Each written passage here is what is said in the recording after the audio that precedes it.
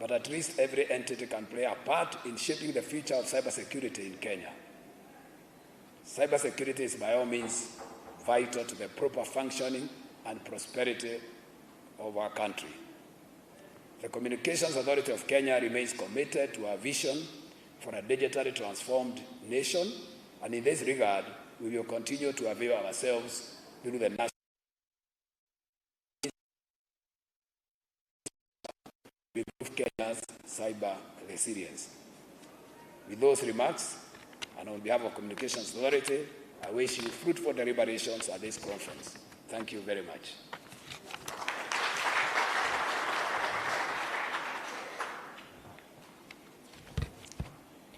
Thank you, Mr. Gituku. I think CA is blessed to have a chairman who is constantly in touch with the industry and very conversant with issues and actually is right in the conversations.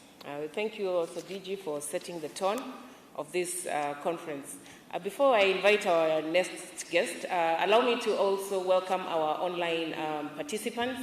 I forgot to mention that we are streaming live on Facebook of CA, and there are people who are following this conference from wherever they are in the comfort of their homes or offices, and we would like to say a big welcome to them.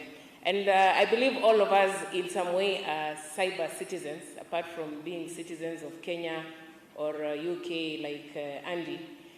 And I would also want to believe that either you're on Twitter or you're on Facebook.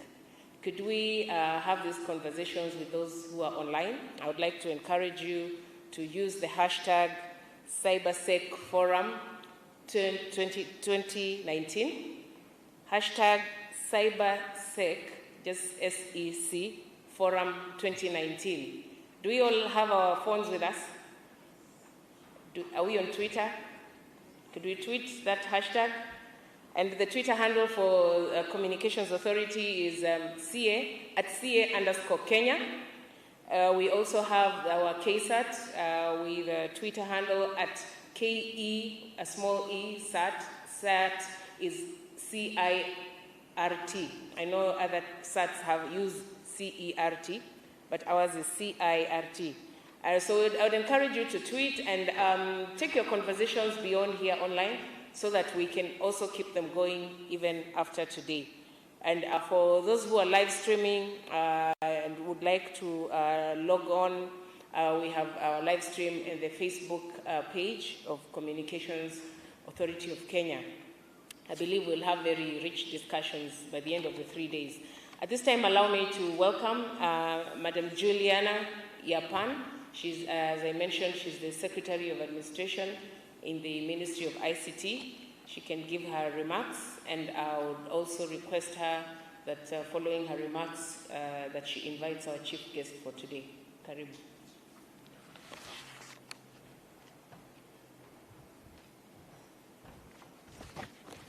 Thank you very much.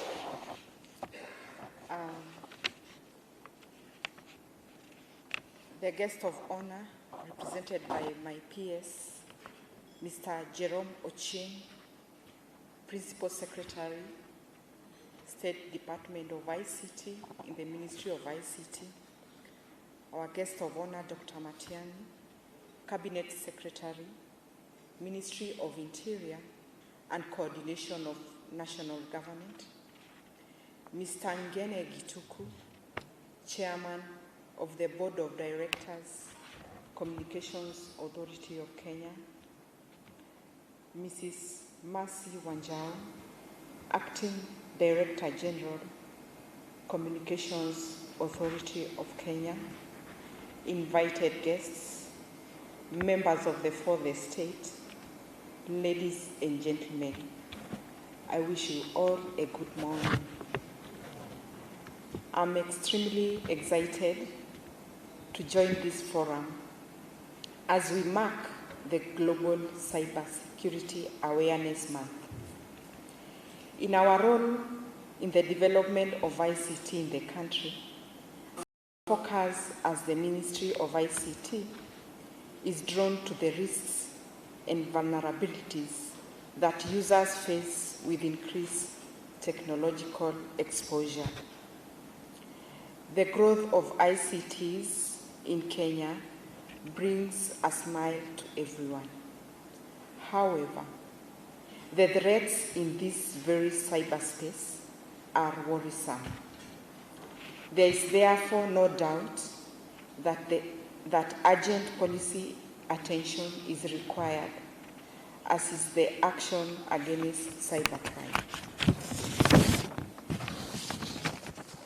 Cybercrime is a growing global phenomenon that is increasing much more rapidly than it can be addressed.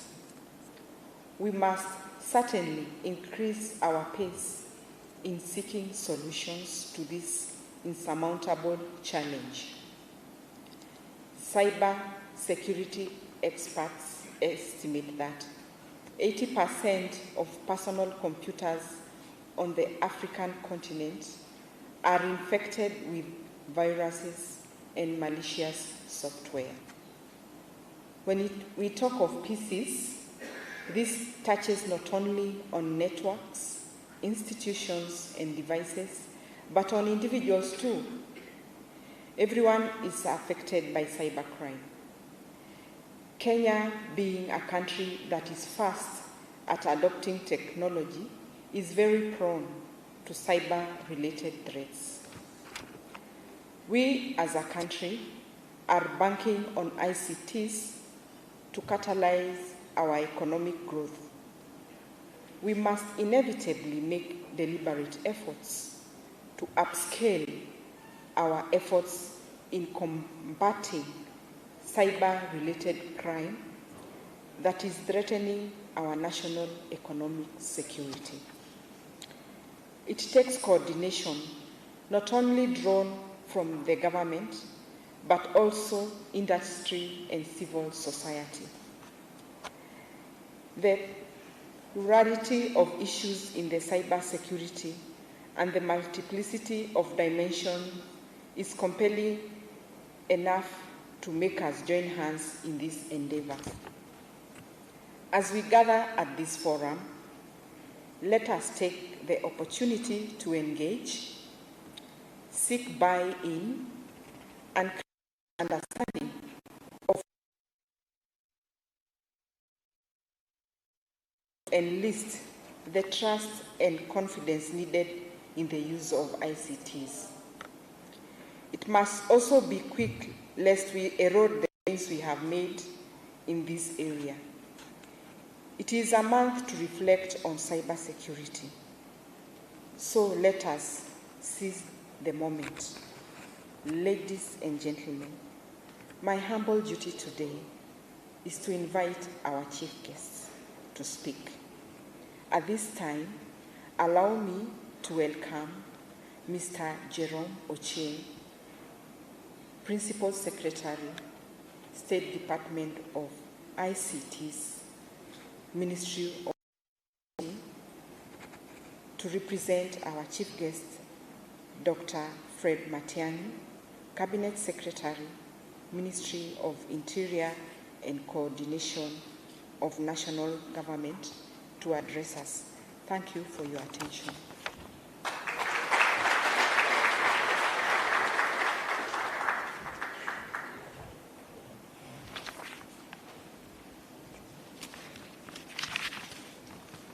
Thank you very much, Madam Juliana Yapan. First of all, let me start by sending sincere apologies from Dr. Fred Matiang'i, Cabinet Secretary, Ministry of Interior and Coordination of National Government, who would have really wished to be here, but due to exigency of duty, he was not able to attend. And also Honorable Joe Musheru, who is the Minister for ICT, who is also out of the country, but would have really wished to be part of this conversation. So accept apologies from them.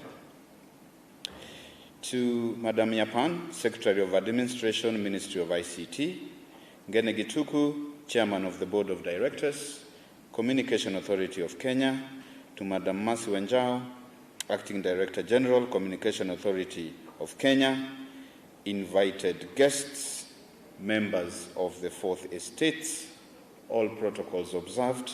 Ladies and gentlemen, good morning. Good morning again. At least now it sounds that we are awake. I was looking at the sitting at the front, so I realized we are really gender sensitive.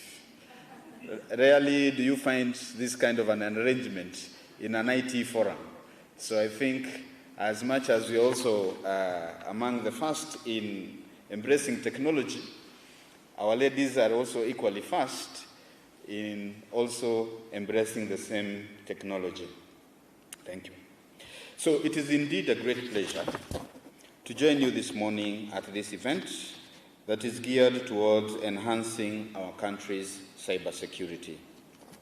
I would like at the earliest opportunity to commend the Communication Authority of Kenya for convening this event and providing an opportunity to meet with you to have a conversation on this important matter that is not only of great concern, but also of a national priority in this digital era.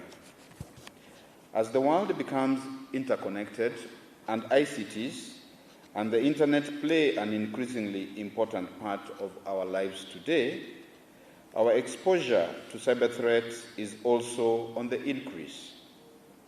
Every day, we are faced with numerous cyber threats internally from foreign actors, terrorist organizations, and individuals determined to cause disruption in this cyberspace. Cybersecurity affects both the public and the private sector and spans a broad range of related issues, including national security. Cyberspace and its underlying infrastructure are vulnerable to a wide range of risks stemming from both physical and cyber threats. Sophisticated cyber actors are increasingly exploiting these vulnerabilities to carry out criminal activities while continuously developing their capabilities to disrupt, destroy, and threaten the delivery of essential services. We have seen increasing cases of cyber espionage, computer network attack, online theft, hacking, or denial of service attack. Today, ladies and gentlemen, the cyberspace is considered an integral component of the lives of Kenyans.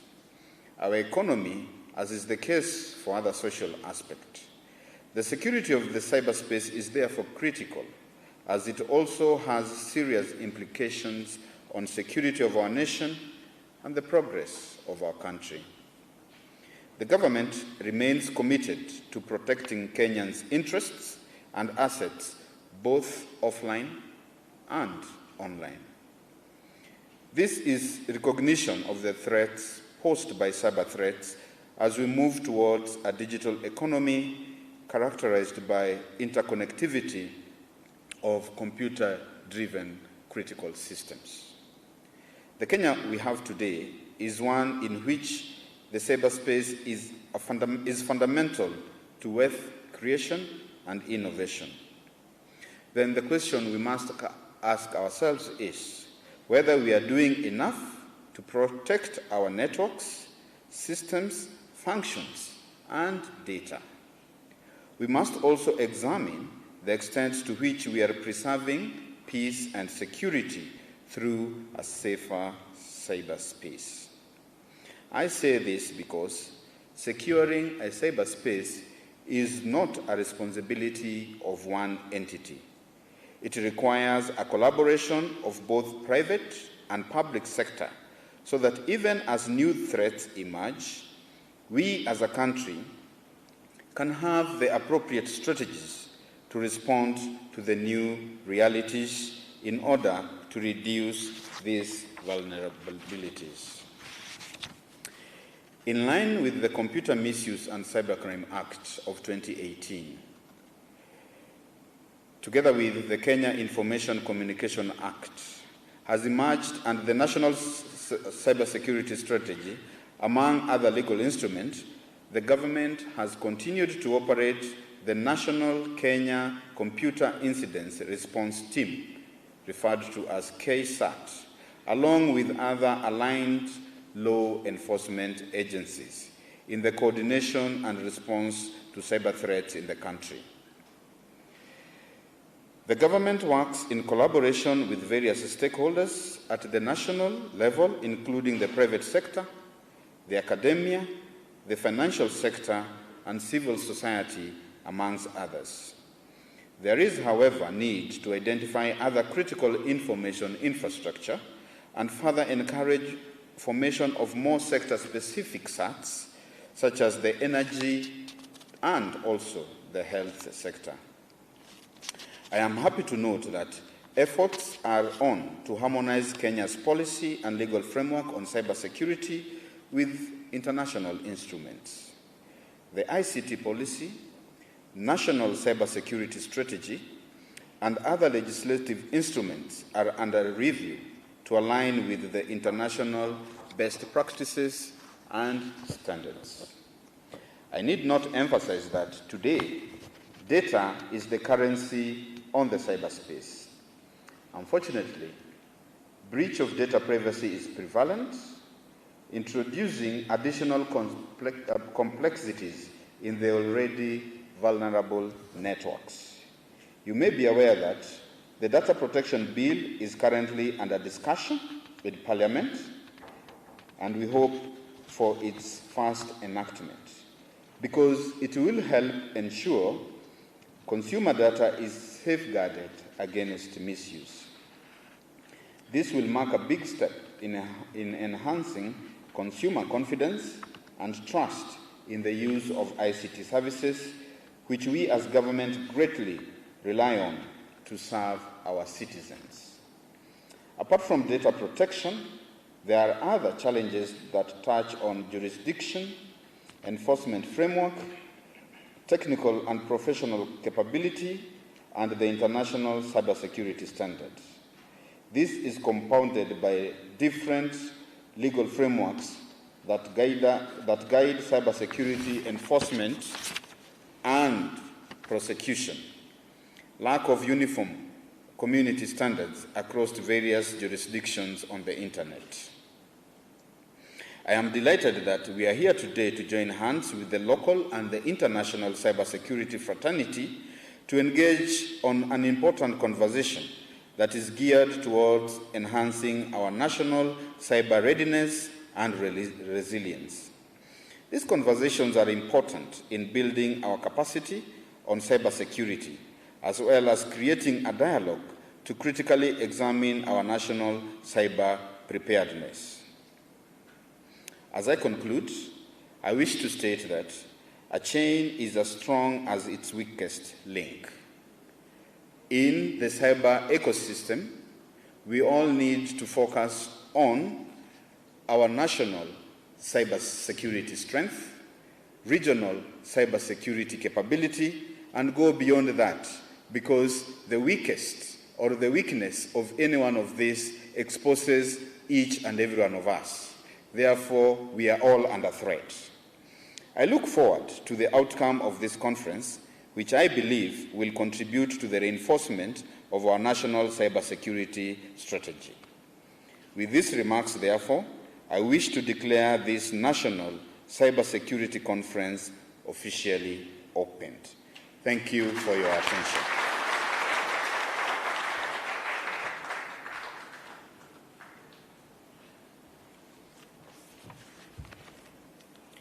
Thank you, PS Jerome, for your remarks and for the representation of our chief guest, Dr. Matiang'i. We appreciate the insights that you've given us on the government efforts and initiatives that are there to secure Kenya's cyberspace. We also appreciate your call for collaboration, both here locally and internationally. I believe those remarks have set the right tone for this conference to begin. That brings us to the end of the official opening program, and we'll now proceed to the next steps. I would like to guide as follows. For the hackathon participants, you're requested to quickly proceed to your venue. You'll be ready to start as soon as you're flagged off. For the rest of the participants, we'll invite you to have a cup of tea for 15 minutes and be back in here to start the sessions. And with that, I would like to invite you to the break. Thank you very much.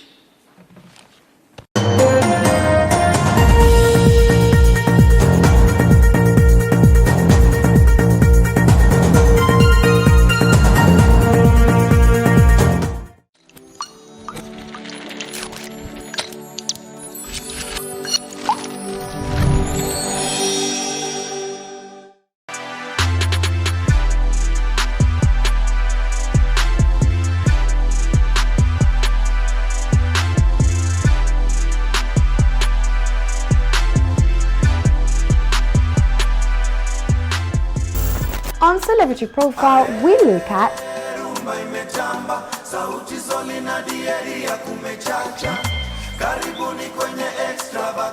Sauti Sol. Award-winning Afro-pop group Sauti Sol was formed in Kenya the year 2005.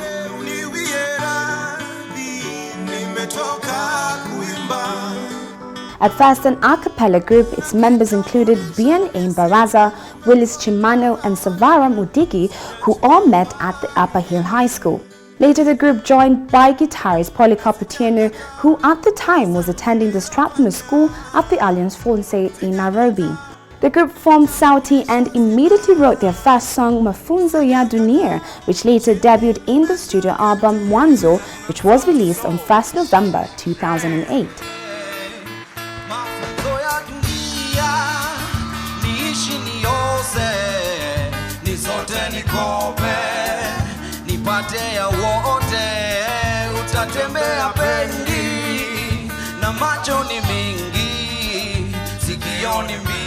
They released their second album, Soul Philosophia, on 25th February 2011, with the single Coming Home earning the Best Music Video Award at the 2011 Kisima Music Awards, along with the Best Fusion Artist Group of the Year.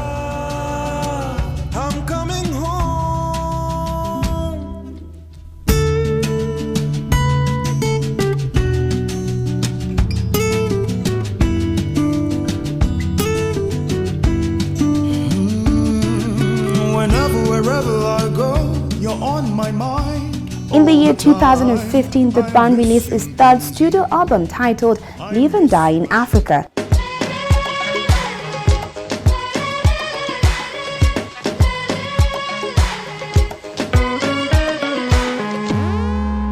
I wanna be rich, I wanna be famous, I wanna have lots and lots of money. Soar above the clouds, I wanna be free, like Nelson Mandela. Stand tall like a pyramid, so courageous. No place I'd rather be. Oh na na na, oh na na na. There's no place I'd rather be. Oh na na na. Live and die in Africa. I wanna live and die in Africa. Which was made available for free download to Sauti Sol fans globally on 21st November, accumulating a total of 400,000 downloads during the free period download. I wanna feel loved, I wanna be remembered, I wanna go down in history. Make my mama proud, the darker the berry, the sweeter the juice. Sauti Sol went on to have several successful tours in Africa and Europe, topping Kenyan charts as well as gaining international attention.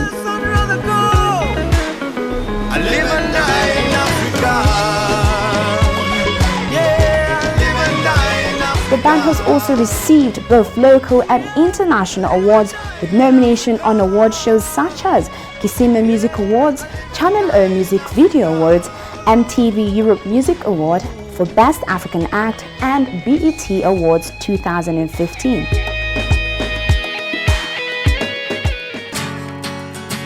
what you gonna do? Run, go meet a dad. You don't wanna do. Well, this is Southeast Soul.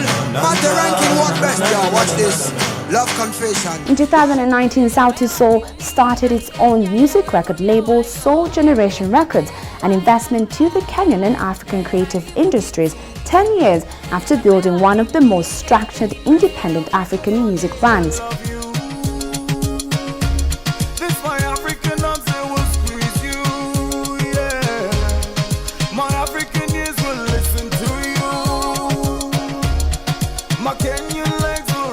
The label is a venture that seeks to mold a generation of epic songwriters, iconic live acts, and consummate musicians.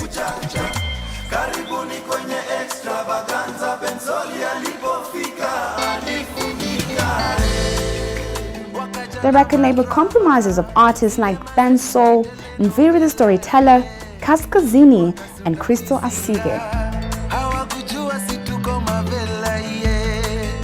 Wakaita polisi, kumbe polisi pia ni shabiki, wakaficha msosi, wakatupata na dishi meza.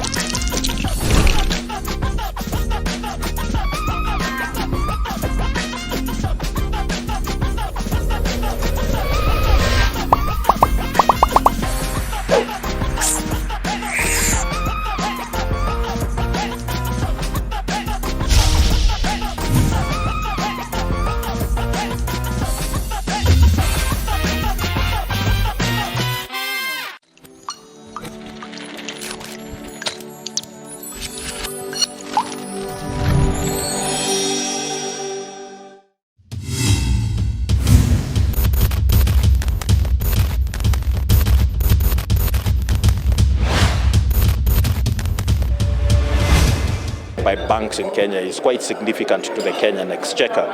So, for example, 25% of all corporate tax paid in Kenya is paid by banks. We're only talking about 38 taxpayers in this case, contributing 25% of corporate tax. We've also seen the effective tax rate. For example, the effective corporate tax rate is quite high at around 35%. And away from corporate tax, we've also seen the impact of other taxes like PAYE and withholding tax and VAT, which are also, again, very significant taxes that are borne by banks and are also collected by banks, having an impact and a contribution to the Kenyan exchequer. So the centrality and the importance of the banking sector to the Kenyan exchequer and the contribution to the Kenyan tax base is very important. And I think that's what this report, I think we've known it somehow, but what this report does is put that in sort of words and figures in clear, hard data. There are a lot of tax disputes that are happening. You tend to have a lot of tax disputes.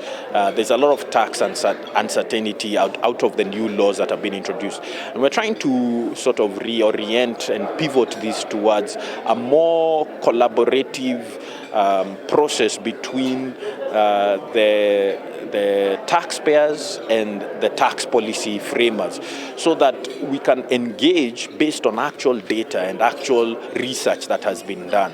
So this report, we are hoping, it sets sort of a precedence in terms of a report that forms a foundation on which policymakers and taxpayers can engage with real data as to what should be the actual tax laws that are being introduced. Are they harmful? Are they positive? And what's the impact of them? And what's the effect of that?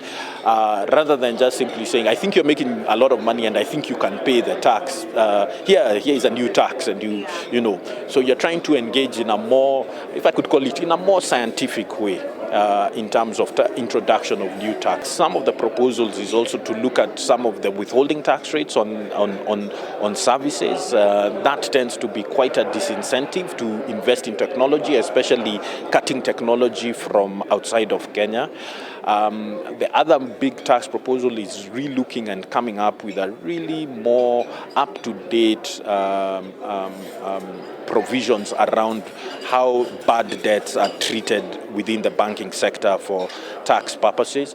So those are some of the ideas that are coming out. The levels of transparency in the banks is probably one of the most regulated sectors in the country.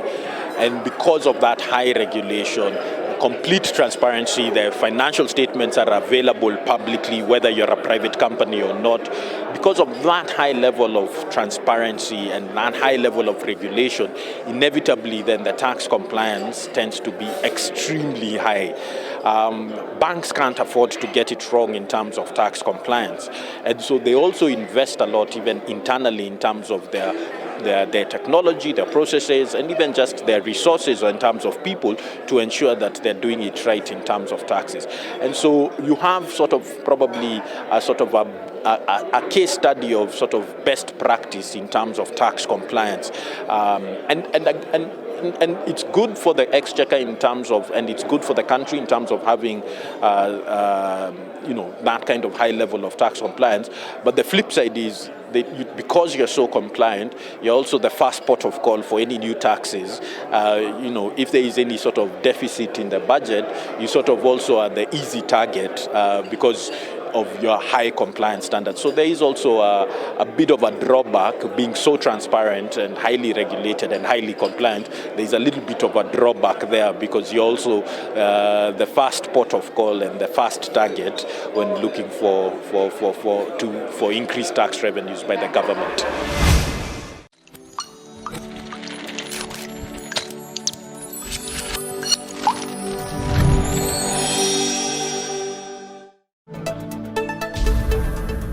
When you hear the word business, what comes to mind? Skyscrapers, fast-moving economy, technology and innovation, dollar versus the shilling exchange rate, financial markets, or better still, the US versus China trade war?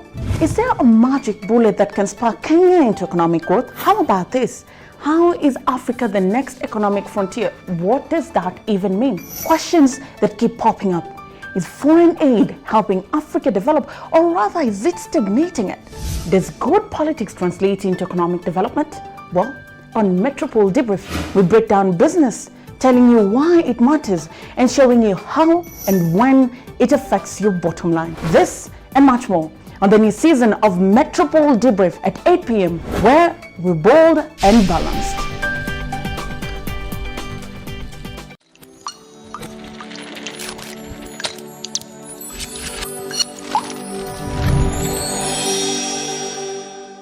You ask me what business is, I'll tell you its numbers. Profits are numbers. Losses are numbers. Sales are numbers. Everything in business is numbers. So once you begin to understand the importance of data before you make that business move, you'll fully begin to appreciate Metropol TV's database programs. My name is Simba Elijah Charles Kiage, and this is Metropol Television.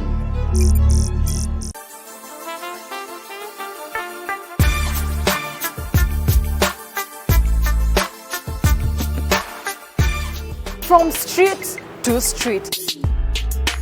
Tunaangazia biashara kadha wa kadha ambazo ukiwa na as little as 5,000 shillings unaweza anzisha biashara yako na igrow. And from these businesses, you can get an idea or two on how to boost your business.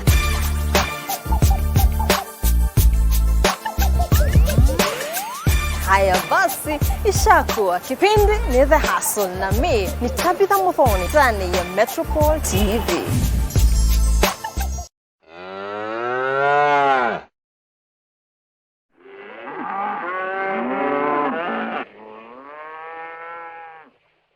What sets you out from the rest?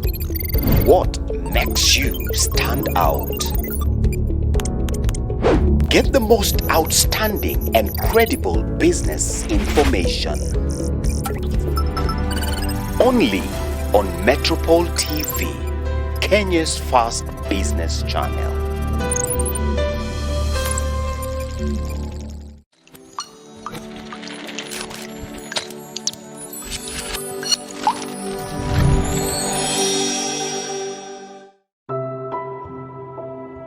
Avocado is native to the Americas, where it is divided into 3 subspecies: Mexican subtropical, Guatemalan semi-tropical, West Indian tropical.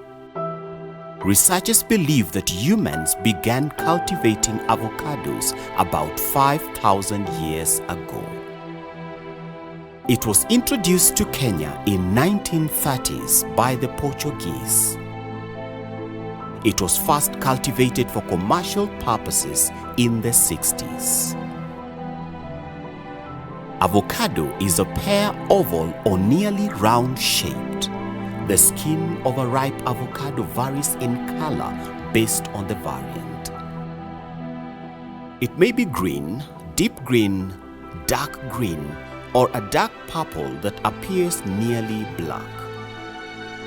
Avocado has over 40 variants, but in Kenya, 2 variants are commonly grown.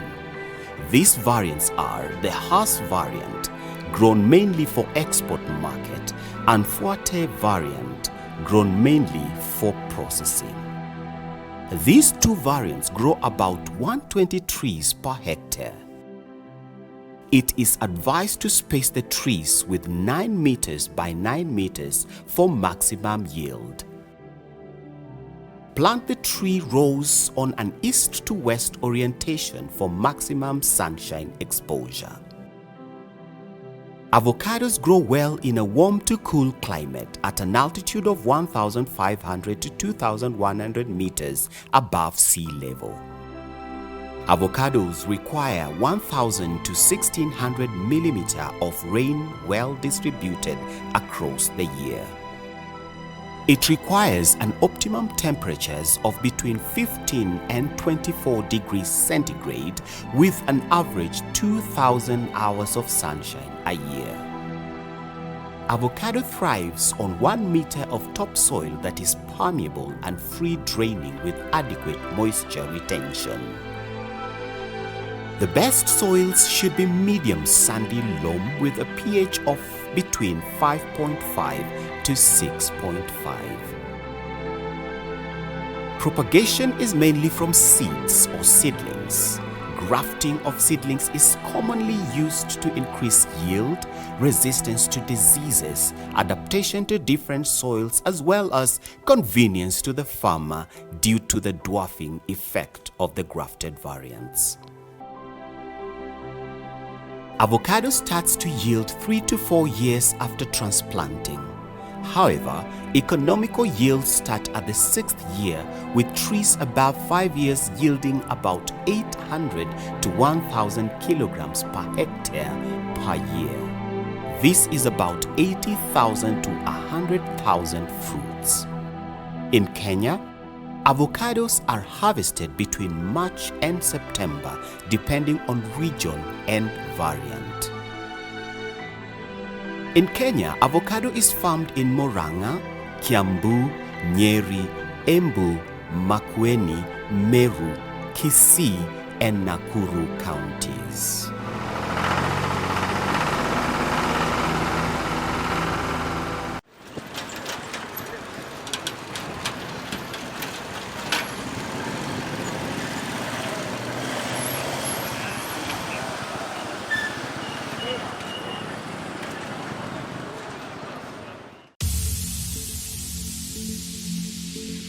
With global warming on the rise, there's an urgent need to control it.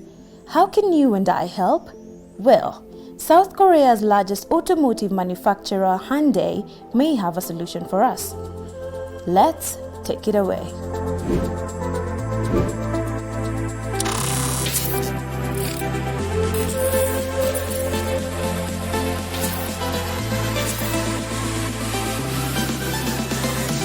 Hyundai has released a new generation of its hybrid car, the Sonata, fitted with solar panels on its roof that is intended to boost fuel efficiency and lower carbon dioxide emissions.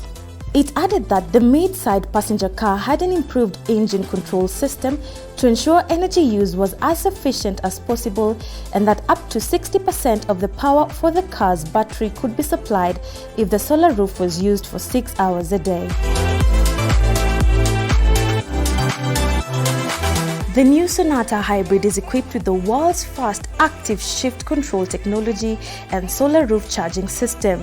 It boasts a hybrid exclusive design with enhanced dynamic elements as well as a SmartStream G2.0 GDI HEV engine and a 6-speed hybrid transmission.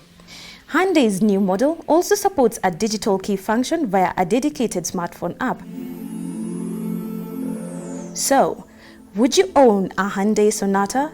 Let us know through our social media handles at Metropol TV KE.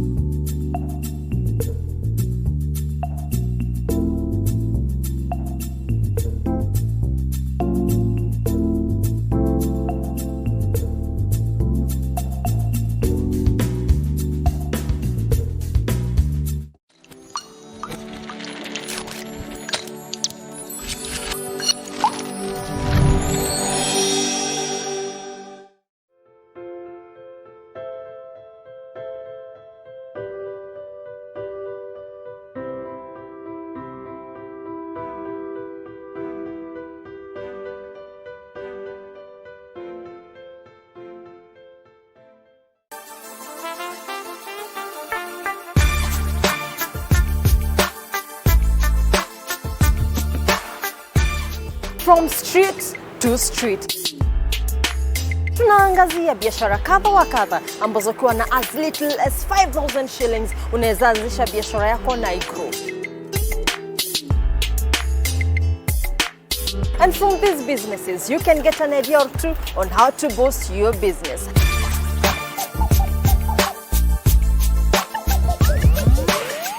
Haya basi, ishakuwa kipindi ni The Hustle na mi ni Tabitha Muthoni ndani ya Metropol TV.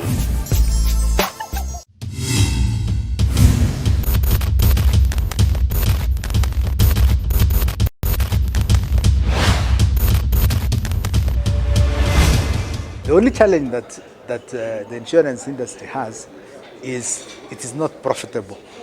So a lot of companies don't have resources for innovation. They have depleted. Unless shareholders put more capital, in which case you have to justify that capital. So my own recommendation is we need to create a fund managed by a neutral party. My suggestion is IRA, the regulator, manages an innovation fund so that then all of us are beneficiaries of this innovation in a collaborative way. The banks do it successfully because banks collaborate daily through the clearing house because of intercompany transactions. We don't have such an arrangement where we interact daily. So as a result, we tend to get isolated. So the insurance industry is a bit isolated, and that creates challenges. So the regulator needs to bring us closer. Unfortunately, people are saying, why would the regulator be bringing the industry together? That's the only neutral party we have. Yeah. The other neutral party is AKI, the Association of Kenya Insurers. That can also create a platform. So we need innovation platforms at regulator level and industry level to bring us together so that then we can collaborate. You see, we need to compete only at the customer front. But in terms of back-end processes, that's where collaboration is required. There is no reason why we cannot share common technology platforms. Yeah. After all, that's what cloud is all about. Okay, if, for example, all of us decide to go to cloud, most likely we'll end up with the same company. So we need to ask ourselves, why would that company be in Germany? Why can't it be a company here in Kenya, which all of us own? Yeah. A good example is, look at media. Why should every media house have a printing press? Yeah. You don't compete at printing press. It's the same printer, it's the same supplier. And then the same newspapers are printed, and you have two vehicles that compete to arrive at the same vendor, the guy who is distributing the paper. So the guy is distributing all newspapers, but brought by different vehicles. So if you are collaborating at the vendor, the guy who distributes the paper for you, why can't those newspapers arrive at the vendor on the same vehicle, co-owned by the media company? Because you are competing on content. You see, that's the difference. You are competing on content. So let them be printed by the same printing press, same vehicles distribute, okay? And when it reaches the customer, it's the customer then that decides.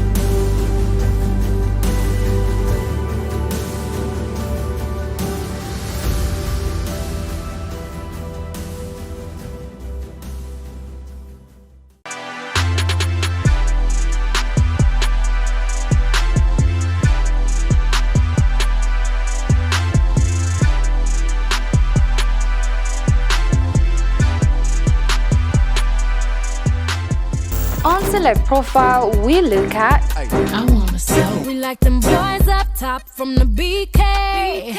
Know how to flip that money three ways. Always riding big on the freeway. With that East Coast slang, that is country girls. We like low cuts. Beyonce, Giselle, Knowles Carter. So quick to snatch up your Beyonce. Always coming down, popping our way. Telling us that country girls are kind of girls they was born September 4th, 1981 in Houston, Texas. Growing up, she performed in various singing and dancing competitions. Her interest for music and performing continued after winning a school talent show at the age of 7. What I wanted and go. Drink beer with the guys. She also attended high school for the performing and visual arts and was a member of the choir at St. John's United Methodist Church as a soloist for 2 years. Never get confronted for it, 'cause they stick up for me. I'm not gonna give up, I'm not gonna stop, I'm gonna work harder. Beyonce rose to fame in the late 1990s as the lead singer of the R&B girl group Destiny's Child. The group became one of the best-selling girl groups in history.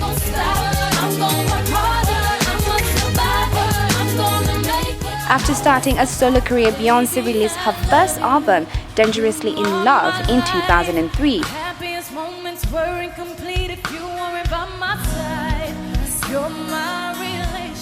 The album established her as a solo artist worldwide, debuting her #1 on the US Billboard 200 chart and earning her 5 Grammy Awards.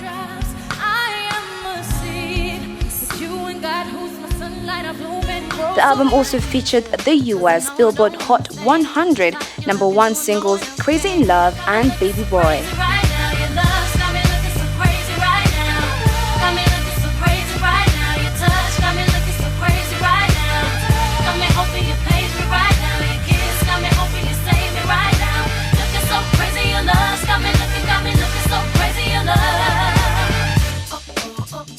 In 2014, she became the highest-paid black musician in history and was listed among Time's 100 most influential people in the world for a second year in a row. Look at what you did to me. Forbes ranked her as the most powerful female in entertainment on their 2015 and 2017 lists, and in 2016 she occupied the 6th place for the Times Person of the Year.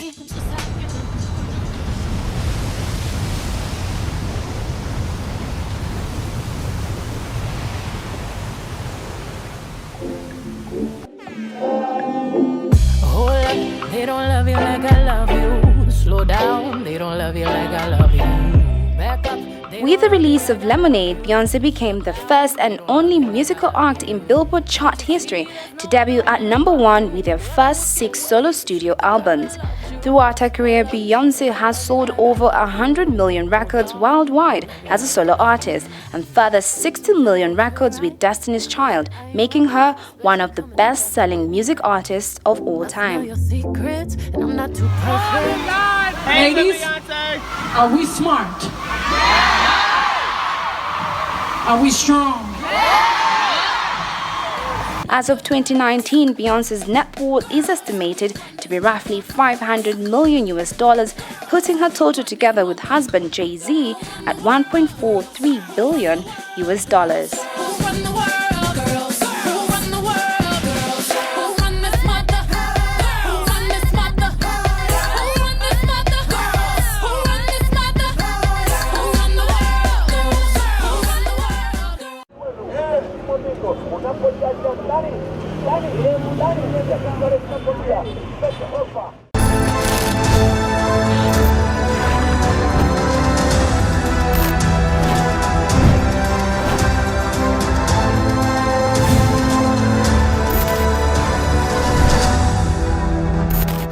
Focus of body and mind is crucial for a productive day.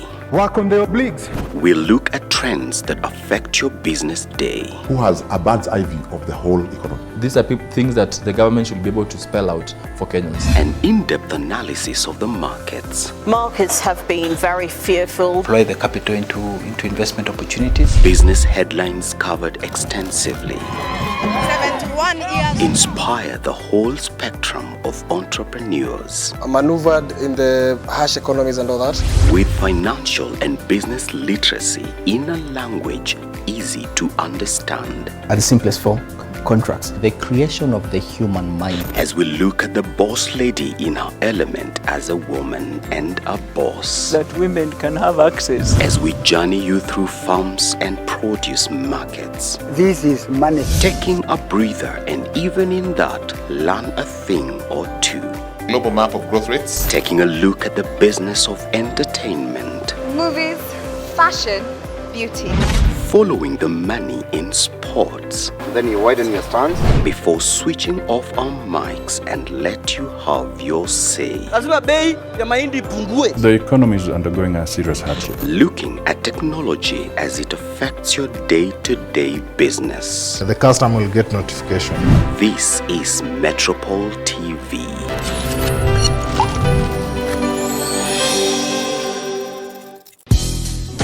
Businessmen are doers. Businessmen, they're also thinkers. Businessmen are innovators. How did you come up with this idea? How did you decide to give birth to it? And where is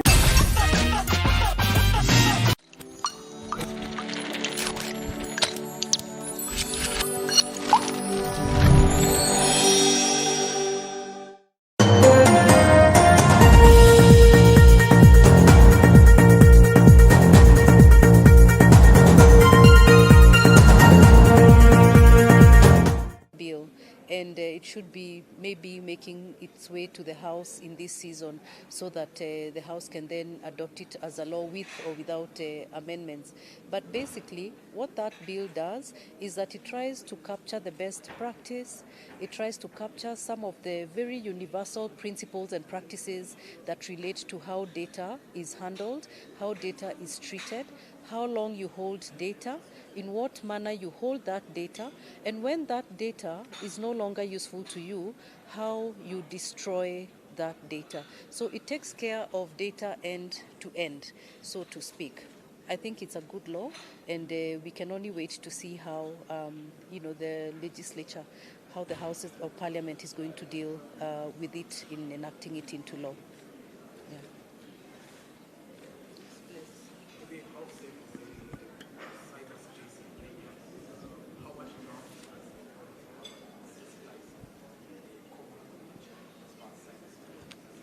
Okay.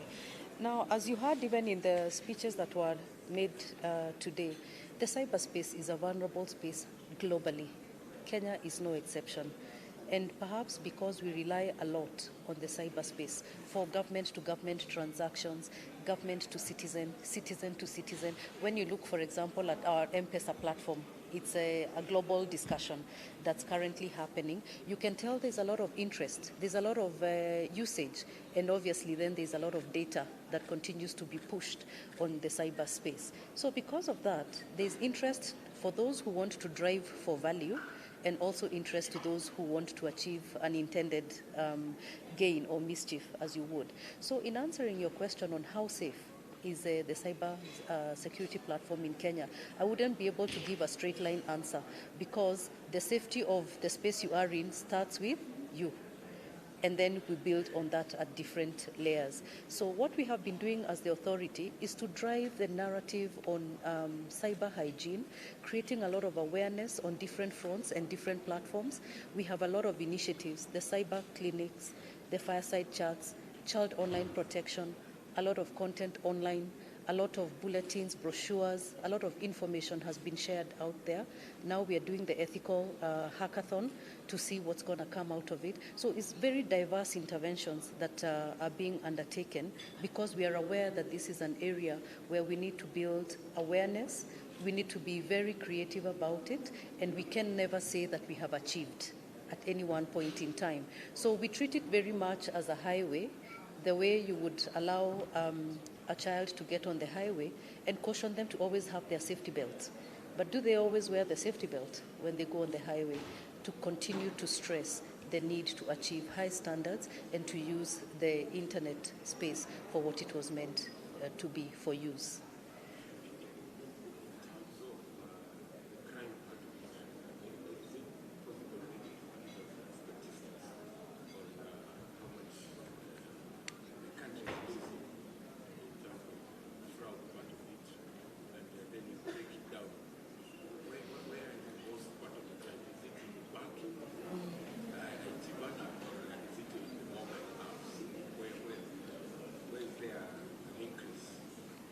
I believe right now the studies and research are currently being done, because remember, you can only do research based on data and statistics that are being collected.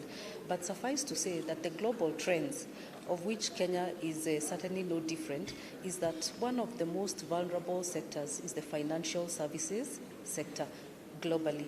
And this is why you find that CIOs in the financial services sector take a lead role in having these conversations to ensure that the customers' deposits are safe and sound. And there's a lot of activities, a lot of initiatives on the financial services front. And this is a global trend. Kenya is certainly no different. Then there are other sectors that follow closely, like, for example, with the increased adoption of usage of ICTs for medical purposes. This is an area that's likely to be quite vulnerable, the insurance services sector. And so what we do from our side is, even as the research and collection of statistics is being done, is to ensure that we accompany and partner with users and consumers in terms of awareness building and capacity building, so that we are able to also drive a force for protection.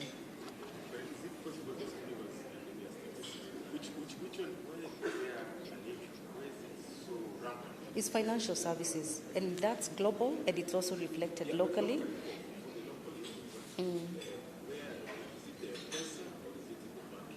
Okay.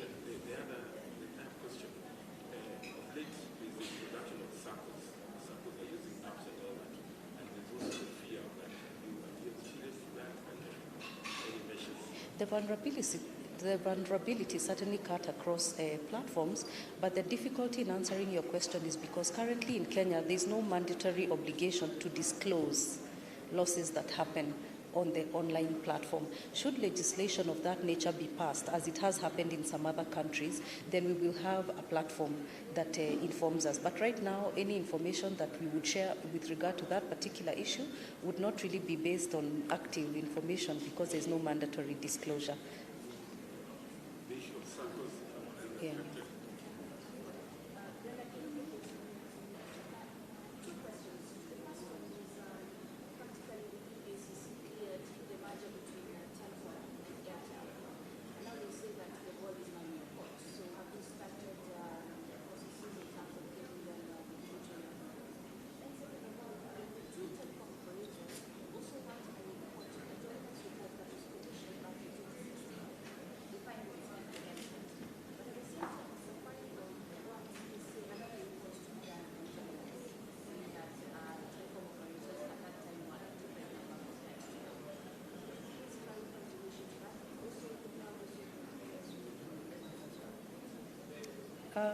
I think this press conference is really for the National Cybersecurity Conference and this month, but with regard to the EACC issue on the Airtel Telcom merger, indeed this has been lifted. We have been formally notified and we are driving towards compliance.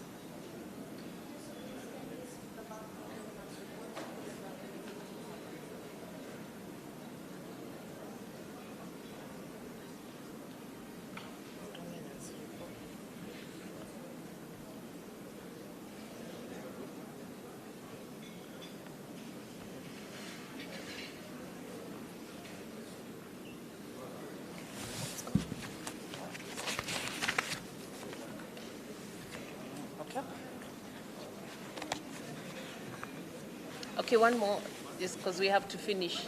Yeah.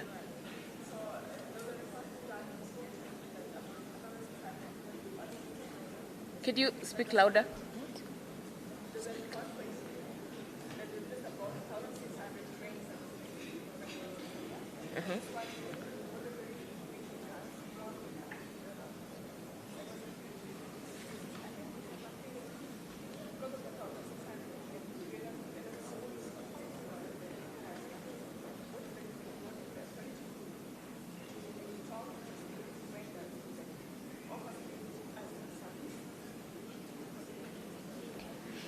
Indeed, this is a growing area, and there are a number of disciplines that are required end to end to ensure that we maintain a cyber secure space.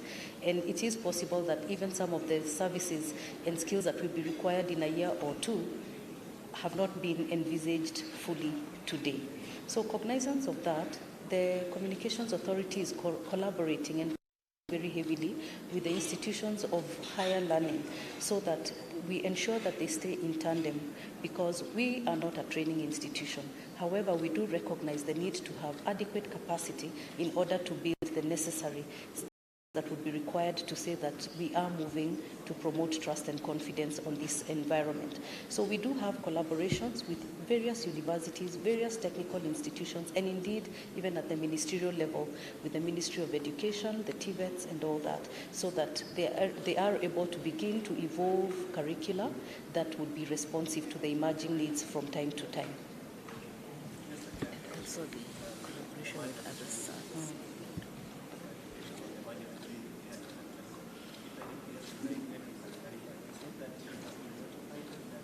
We're driving towards compliance. It's been lifted, so we proceed. Yes, we proceed. We will proceed and issue the formal notification of it. Yeah.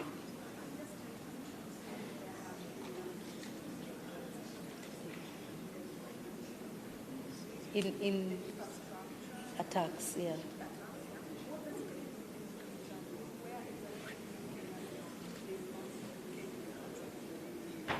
Okay, maybe I need to correct the context. The fact of 52 million attacks is not a sign of challenge.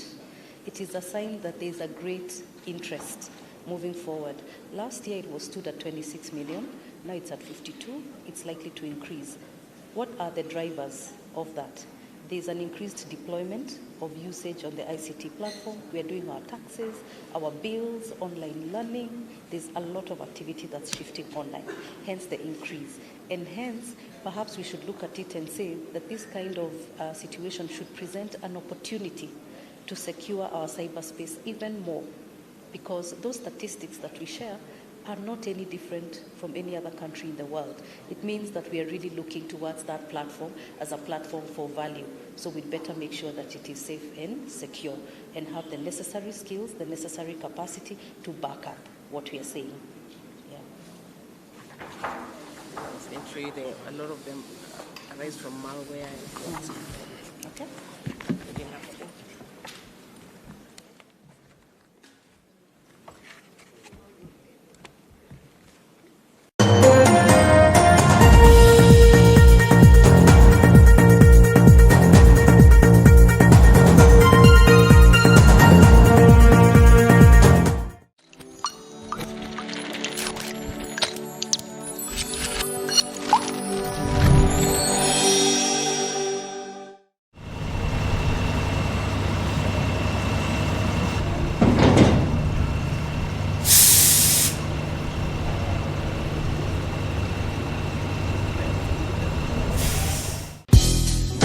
Businessmen are doers. Businessmen, they're also thinkers. Businessmen are innovators. How did you come up with this idea? How did you decide to give back to it? And where is the need? Where's the gap? It was a natural gravitation. So the doers, the thinkers, and the innovators all catch up on the Entrepreneurs Lounge with me, Ingrid Nantege, every Monday at 7:30 p.m. only on Metropol TV.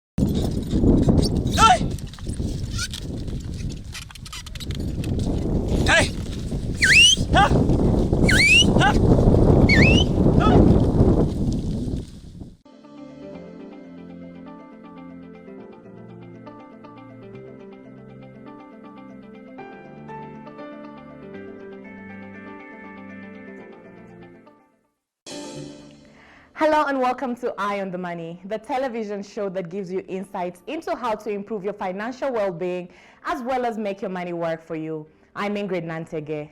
Now, according to the 2018 Kenya Financial Stability Report, despite a robust GDP growth in 2018 and 83% access to formal financial services by Kenyans, the proportion of households who felt that their financial health status worsened in 2018 increased to 51% from 34.3% in the 2015 survey. The deterioration in financial health undermines the ability of individuals to meet their financial obligation, with spillovers into financial institutions. Deterioration of the financial health of households also contributed to default. The report also shows that most of the households used bank loans to buy vehicles and land or houses, while SACCO loans were mainly used to undertake long-term investments such as buying land or houses and investing in education by paying school fees.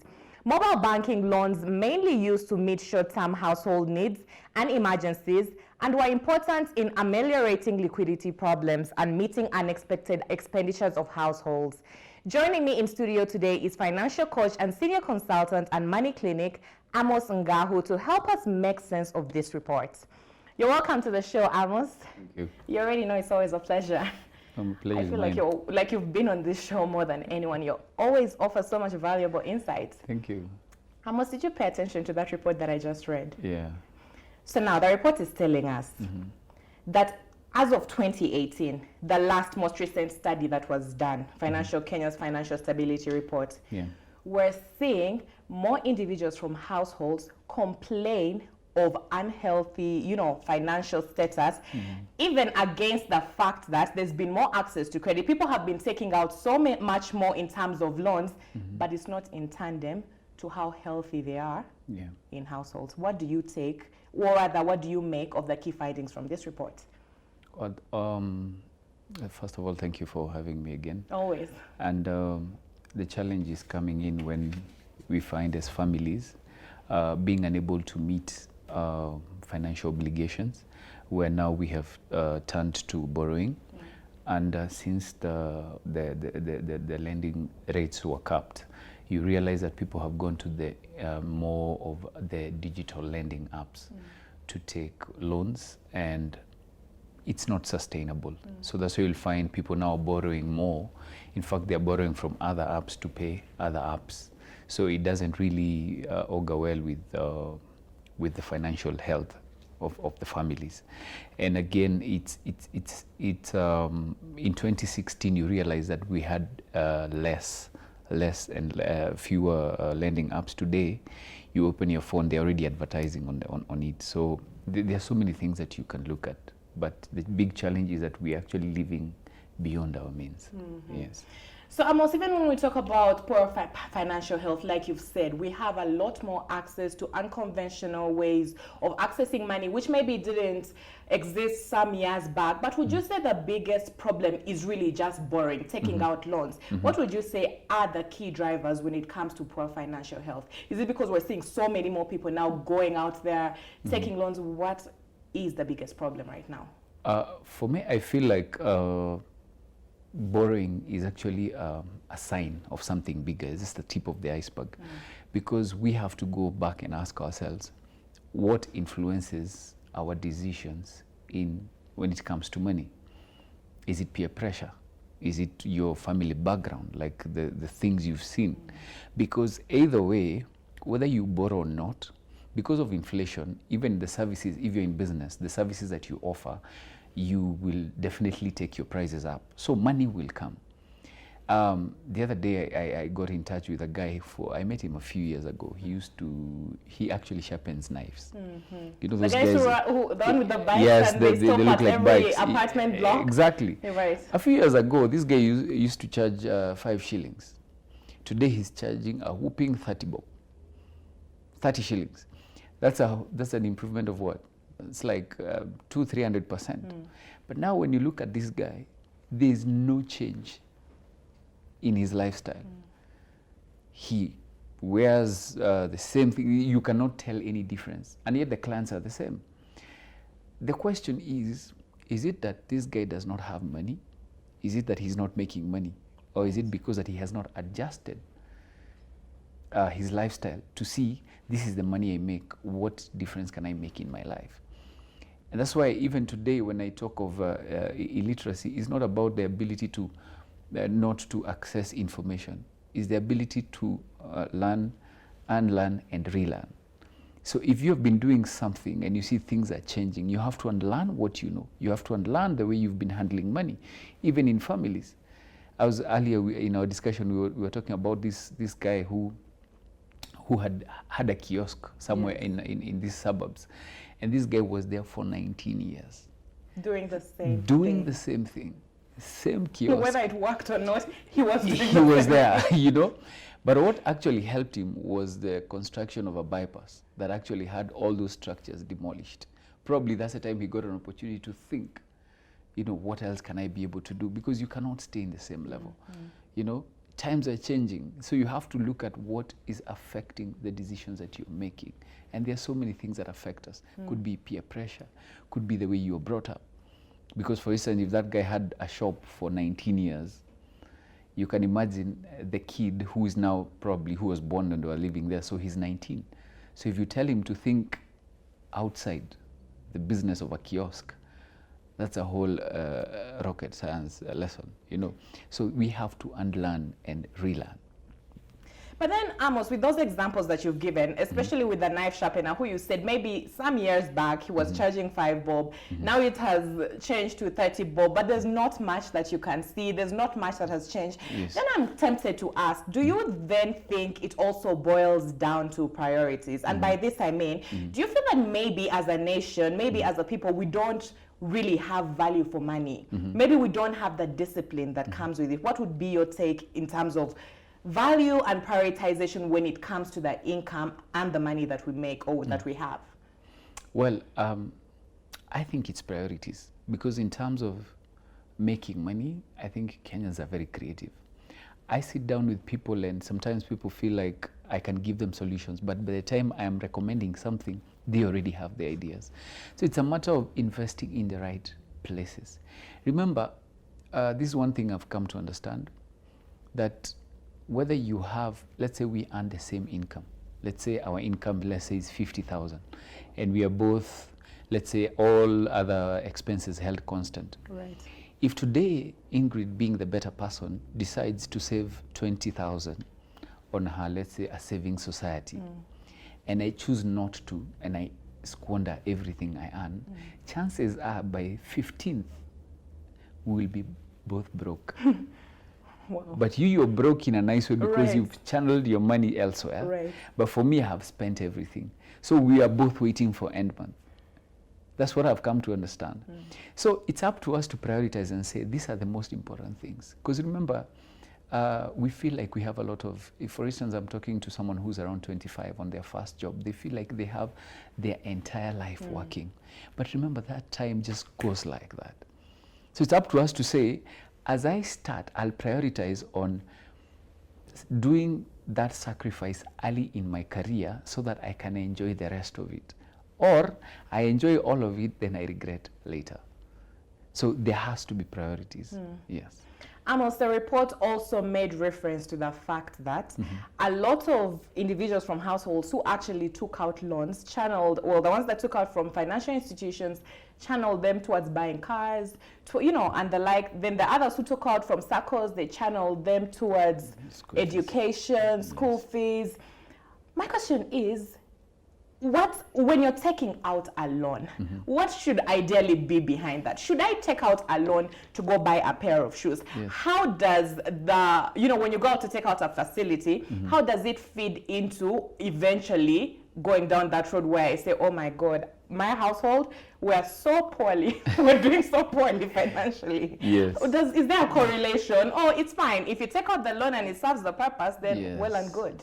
Well, I know an elder friend of mine told me one thing, that taking consumer debt is like adding more light for a blind man to see. Pointless. There's no point, because either way you're actually consuming money that you don't have. And this time, that's why I'll go back to even to lending institutions. Right. Why don't we do an analysis? Just because I'm on social media, you have already sent your app to analyze me and to see that I can afford a loan of 10,000. But you see, the moment as an institution you lend someone money and they are unable to pay it, that's the worst disservice you can do to them. And that's why now it goes back to us asking ourselves, if I am taking a loan right now, because like you mentioned, there are people who are taking loans from SACCOs to get education. But they're actually using that in the wrong context. Because I know the other day I held a talk with a certain group of parents, and one of them happened to work in a SACCO. And she was sharing a driver in that institution whose income was around 70,000, because they've worked there for long, had saved up to 7 million shillings. So all they were doing was getting the dividend they get at the end of the year. He was using that to pay school fees, and his capital still remains. Right. Comparing to that, and then still in the same circle, someone else, they were saying in their department, there's always a queue when kids are going back to school for people to take emergency loans. Wow. Same institution. Wow. So, and those are two different people. It's a trap. So it is the work of this SACCO to say, we need to take all these people who are taking emergency loans, we need to put them in a class. Right. We need to put a reality check in their lives. You know, we'd rather lose them as clients, but we've put something in their mind. So it is the work of a lender to invest in this person. Because let me tell you something, if today I'm taking a loan and I'm repaying 20,000 on it, chances are I have capacity to save that 20,000 in the same circle. Right. You understand?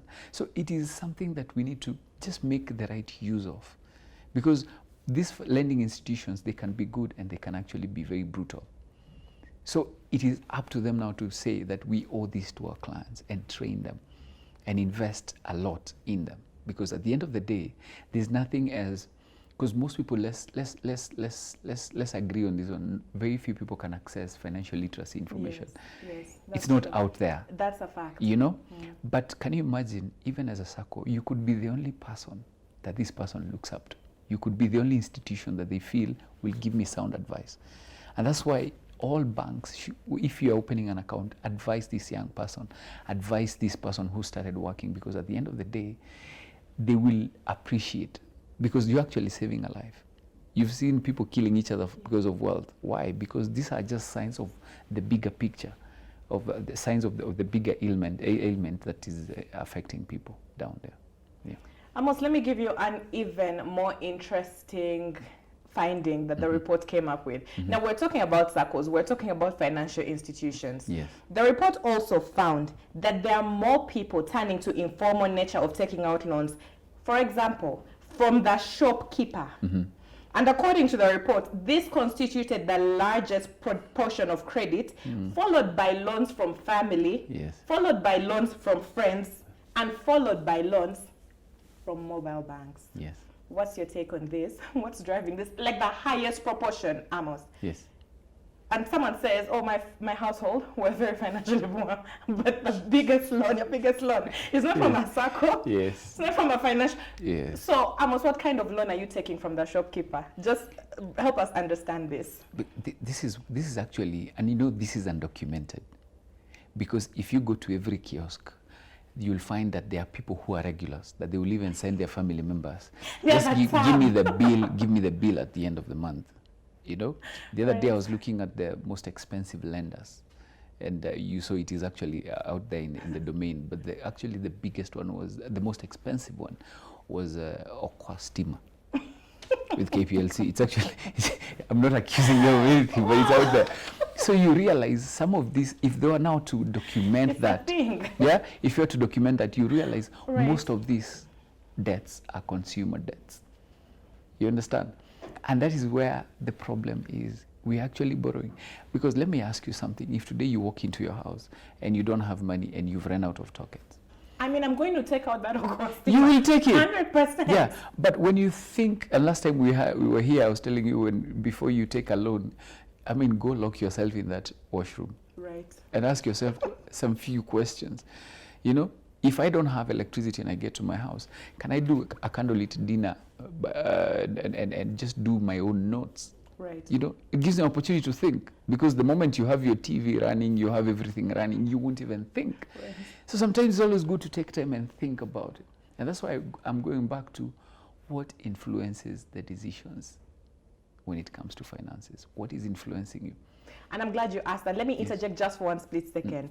You mentioned that some of the biggest debt that's out there is consumer debt. Yes.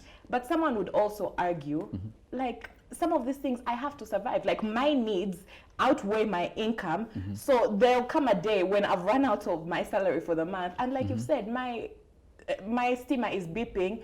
You know, I've run out of gas. What then is the middle ground? No, the thing is, it has happened. But you see, it's a decision. And you see, a decision, no one can force you. I cannot force you to make a decision, because it goes back to planning, you know? Right. And it is with very simple things. If, for instance, I have been running, let's say, an instant shower in the morning, even when it's sunny, even when it's, can I time it? Can I know when I don't have enough shopping, I can switch off the refrigerators? Right. Can I actually ask my house help to be ironing over the weekends only? You know, because every time you switch on an ironing board, you know, small things that can save on your expenses.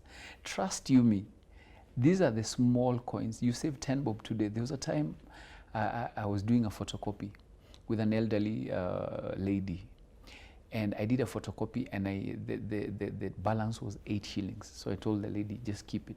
She told me, no, pick those coins. So I picked the 8 shillings. She told me, go give you have children? I told her, yes. Go give your son, even if it's the 8 shillings, show them that they can put it in a piggy bank. She took you to school. Exactly. You should have known better. You know, and sometimes that 8 shillings could mean, if you convert it into tokens of electricity, it could run you even for 10 minutes, right? Right. So those are the small things that if we are keen, that change you leave behind, that unnecessary spending, if you're spending a lot of money on airtime, are there bundles, are there packages that come from the provider that you can actually spend less, you know? In real sense, I have been able to reduce my mobile, my calling charges by up to 50% out of taking a certain bundle, you know? Yeah. So it has to be intentional. And that's why when now you look at the bigger picture, yes, you may struggle now, but like I said, are you going to continue borrowing? Is it sustainable? Unfortunately, I feel like we just sat down. My directors in my believe it or not, we've come to the end of the show. Thank you very much for providing valuable tips and insights. Yes. Personally, I know I've learned a lot, and I feel like I'm just not going to be part of this statistic where people complain about, you know, being poorly financially healthy in the household, and yet my kiosk person out there has a black book with my name in it. Yes. Thank you very much for coming on to the show. For sure, we're going to have you back. You're a valuable resource. We've come to the end of the show, but as usual, I'm going to leave you with a financial tip. Spend less than you earn and stick to a budget. No matter how much or little you're paid, you may find it difficult to get ahead if you spend more than you earn. Prudent cuts to your spending can result in big savings. A budget will also show where your money is going. Depending on when you're paid, you may decide on a weekly, fortnightly, or monthly budget. You need a budget regardless of how much you earn a year.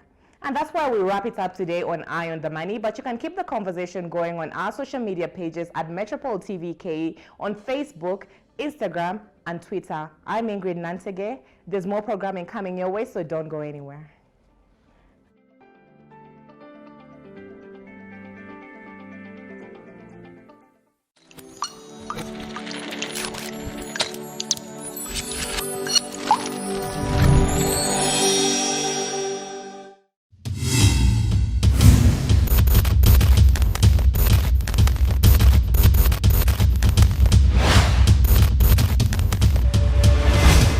According to the International Telecommunications Union, ITU, approximately 90% of Kenyans have access to internet, with the majority being connected via their mobile devices.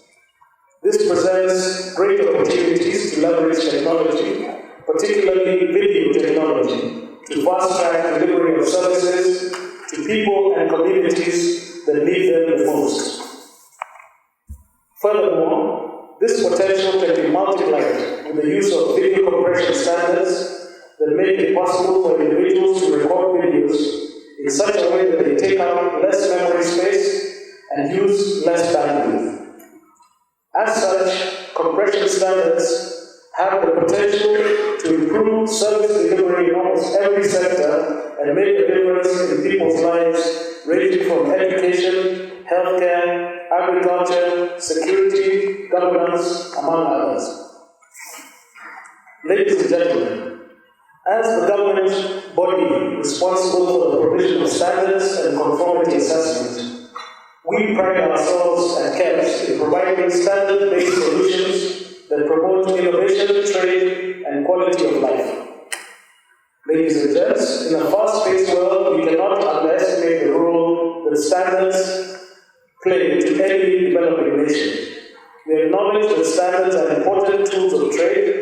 Standards greatly help in promoting innovation and giving entrepreneurs a competitive advantage. Research has shown that implementations of standards increases national GDP by at least 28%. In line with this, KEBS KEBS, through its strategic plan 2017-2022, has aligned its organizational goals with those of the Big Four agenda and other government projects. In this regard, KEBS has published a national standardization plan for the development of those standards which are required by the government, private sector, and interested parties.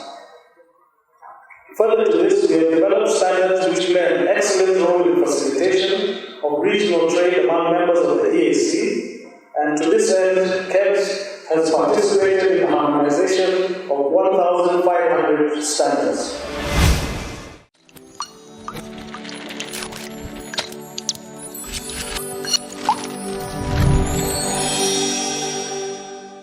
Boss Lady quote of the day.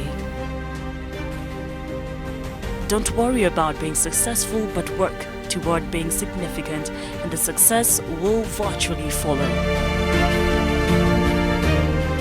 This quote is by Oprah Winfrey. You ask me what business is, I'll tell you its numbers. Profits are numbers. Losses are numbers. Sales are numbers. Everything in business is numbers. So once you begin to understand the importance of data before you make that business move, you'll fully begin to appreciate Metropol TV's database programs. My name is Simba Elijah Charles Kiage, and this is Metropol Television.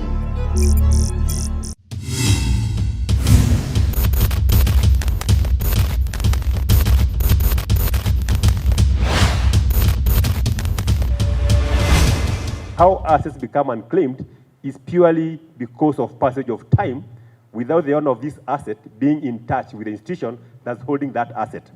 And therefore, you are created for that purpose, to receive these assets from the holding institutions on behalf of the government, hold them on trust for the sake of the beneficiaries, and proactively look for these owners and pay them. And that's perhaps why we have called you here today, because as I mentioned to you earlier, in the last 5 years we've been in operation, we've received cash worth 13 billion Kenya shillings, and we have also received over 500 million units of shares whose market value is close to about 25 billion. So if you have the portfolio of unclaimed assets, we'll be talking about 38 billion, 13 being in cash and the balance being non-cash. Now, is that a lot of money? Is it small money? By all means, that's not a small amount of money. And however, we are saying, looking at the economy, looking at our GDP of over 7 trillion, we commissioned a survey last year, and the survey did indicate that actually we have over 200 billion worth of unclaimed assets held by various institutions. So you can see the 13 billion you have received may not be all that there is. And one of the reasons we have noticed is that there is very minimal awareness in the general public as to who we are and what our mandate is. And that's why we felt today we partner with you, the Ministry of Interior, for 2 reasons. Number one is help us look for these fellow Kenyans wherever they are, because as long as somebody is a Kenyan, then there is somewhere he's residing. And there's no one better to find out where you are other than the government. So we are partnering with you on that front, find out where these fellow Kenyans are, then we request them to come forward and claim their assets, and thereafter also partner in education and awareness. We also use you in terms of awareness, to raise awareness as to who we are and what our mandate is. And in so doing, we hope to deepen this regime. So far in the last 5 years, we have managed to stand the test of the time as an authority. We have good policies and structures in place to make sure we reunify our claimants.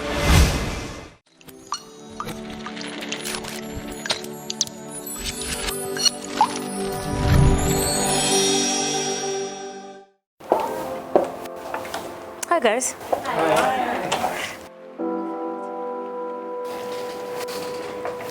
What does it take to run a business that succeeds? What does an entrepreneur need to do for his business to scale up and outgrow his dreams? What does a CEO need to know to make a decision? What exactly makes the stocks move up and down? Strategy, insights, innovation, growth, leadership, analysis. In an economy that's fast-moving, we are ahead of the game. Armed with data and analysis, we delve deep into the numbers that count with analysis on key sector and company performance. Join me, Terry Anchebet, on the first of its kind in East Africa, a show that unpacks industries, speaks to business leaders, decision makers, the movers and shakers who steer our economy. The Capital Point, at this time only on Metropol TV.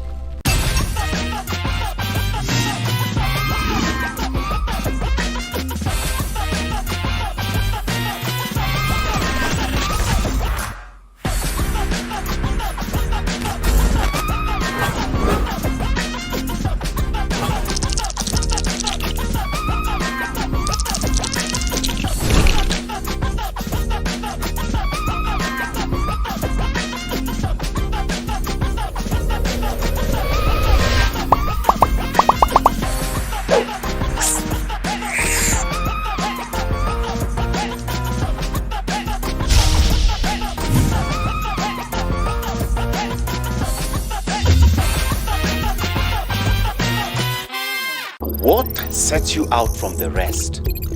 What makes you stand out? Get the most outstanding and credible business information. Only on Metropol TV, Kenya's first business channel.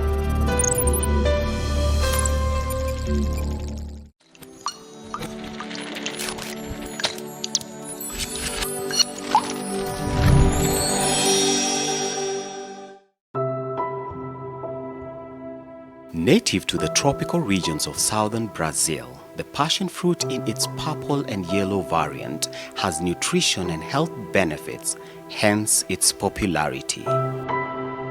It was first farmed in Kenya in the 1920s for commercial juice purposes.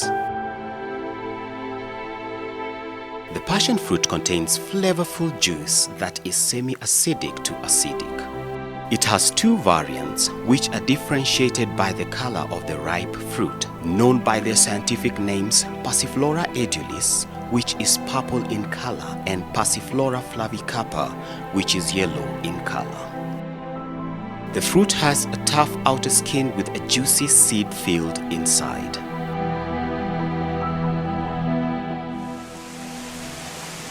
It grows well with rainfall of between 900 to 2,000 millimeters per annum at an altitude of between 1,200 to 2,000 meters above sea level. The optimum temperature is between 18 to 30 degrees centigrade with a soil pH value of between 5.5 to 6.5. It can grow from either seed or grafting.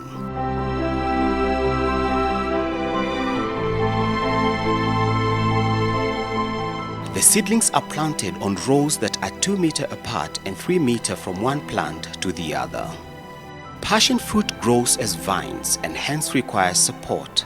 For this, trellises comprising of stout wooden poles and galvanized steel wires strung along the rows are used. Poles should be 1.5 meters tall with 45 to 75 centimeters in the ground. The wires are strung at intervals of 30 to 40 centimeters starting at the top of the pole. The trellis rows should be oriented north to south to ensure maximum sunshine exposure. The vines should be allowed to grow together along the trellis to promote cross-pollination. Passion fruit vines start yielding fruit in 2 to 3 years. The fruit takes 2 to 3 months to ripen.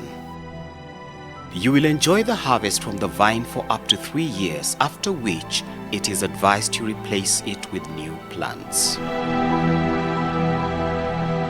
Passion fruit grows well in Kisii, Nyeri, Kiambu, Nakuru, Kakamega, Murang'a, Embu, Vihiga, Nyamira, Trans Nzoia, Bungoma, Siaya, Nandi, and Uasin Gishu counties in Kenya.